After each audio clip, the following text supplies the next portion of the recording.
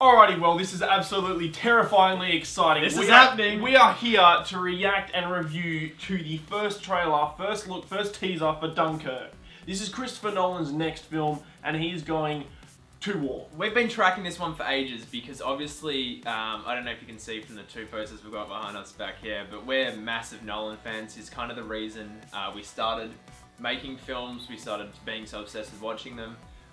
He's not a perfect director by any means, but every single time he's made a film, he knocks it out of the park, and he is a director, you know what I mean? He's a director and he's a storyteller, and he knows how to reach people on a global scale, and as directors, that's what you want no matter what. You want people to be able to see your work. Writing's amazing. And it's not cool to say Nolan's overrated, it's not cool to say he's this and that, because He's earned it. You compare him to most other directors that are the same age as he is out there, and that are making blockbusters, and he's clearly doing better than they are at every turn.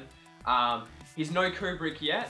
I think he's starting to push in that direction now. He's starting to hold some shots a little bit longer and starting to add a bit more art to things. But look, anyway, great things we've heard about this. He's got his usual team. He's got a great cast.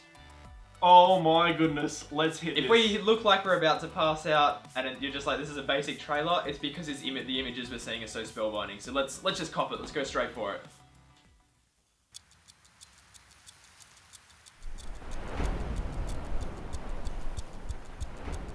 Oh shit.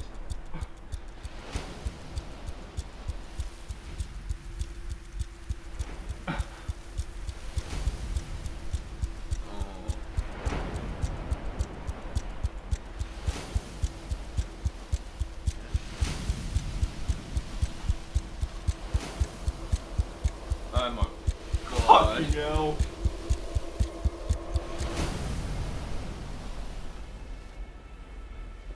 That's a lot of people.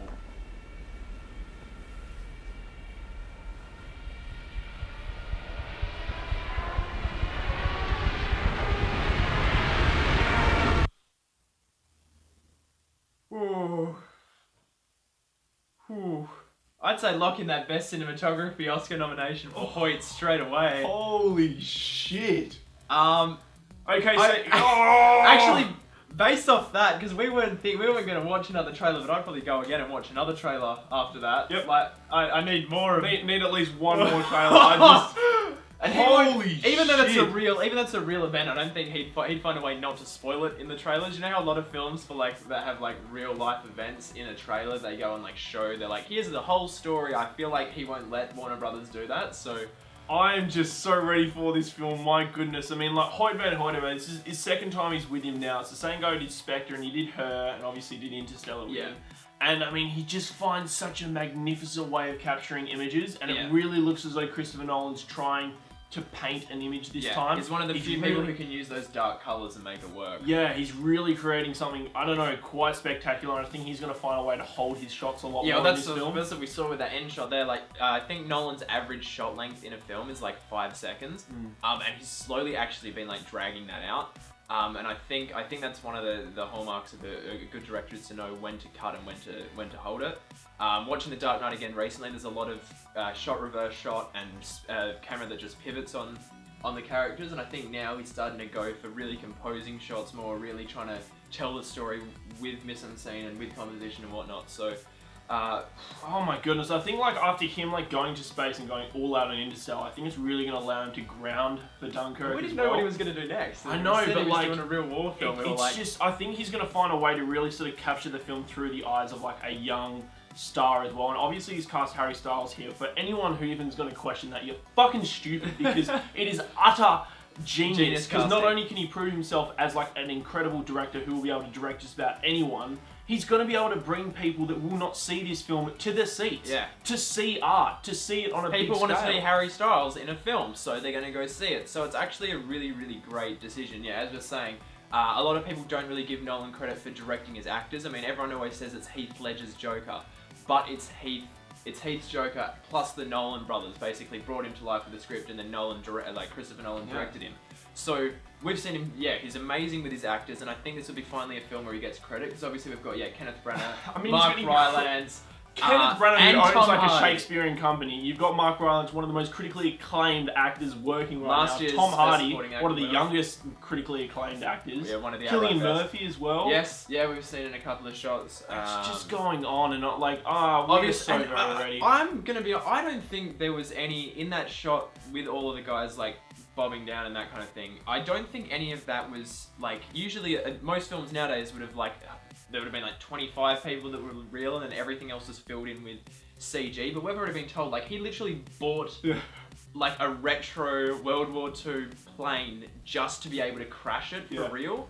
So he's not fucking around. He's not. He's really, really going for it. He's going to use practical effects, and you can really feel it as well. Like in that last, I'm sure that's all practical, and you can feel it. Like I just watched Polanski's The Pianist yesterday, and when you've got shots with just mass extras, you feel the energy. Yeah. It allows you to attach to the era and to the film a lot more, and you can feel the emotion. So for Nolan going ahead and doing something like that they did in The Toman as well with a long take. You've got mass extras. He goes to something like that, I'm gonna pass out. Hey, like, Oh, Look, I think as well, like, obviously, that trailer on its own is really good. With Nolan, he's one of the few people who we're happy to say from just watching, a trailer, just from reading up about it, the film will be a 7 bare minimum. It's probably going to be much better than that. He's getting better and better. The older he gets, the more experience he gets. Yes, Interstellar has some glaring flaws, but blockbuster entertainment doesn't come as smart as that and as exciting as that. Just pure let's watch artistry. it. Let's watch it again. I want to watch it again.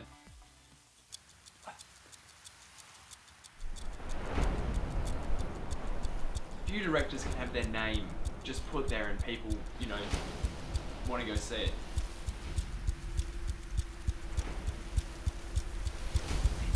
Those colours. Oh, the guns. Is that what they were? They were guns.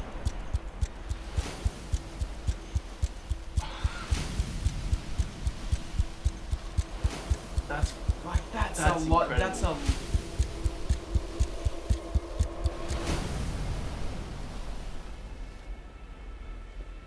Great use of leading the eye as well. yeah. Because see how that he goes from the front guy and then that. Yeah. Oh my god. Oh, just like watching everyone. Oh, what? Oh, yeah, it's like the ocean. beach. Yeah, I saw Oh, that for the goodness first time. sake! Far That's out, literally man. like there's no IMAX, actual proper IMAX theaters that project proper IMAX in where we live. So I think we'll be getting on a We're plane. gonna fly. and We're gonna fly. I someone wasn't to convinced we watch were gonna do it before, but we're definitely flying over to Sydney for that. Like, whoa, boy. Oh, far out. Anyway, guys, that was probably way too in-depth reaction for like a 1-minute trailer for Nolan's Dunkirk, but. It deserves it. It was absolutely. It was a miracle. It is just ridiculously good already. Yeah. But what do you guys think of? Let us know in the comment section below. And while you're down there, it's probably worth subscribing to our YouTube channel to see more videos like this. We will be reacting to the next trailer, I'd say, and then after that we won't be watching any more. I'd say so. We're also on Facebook, Instagram, and Snapchat at Breaking Banter. Check us out.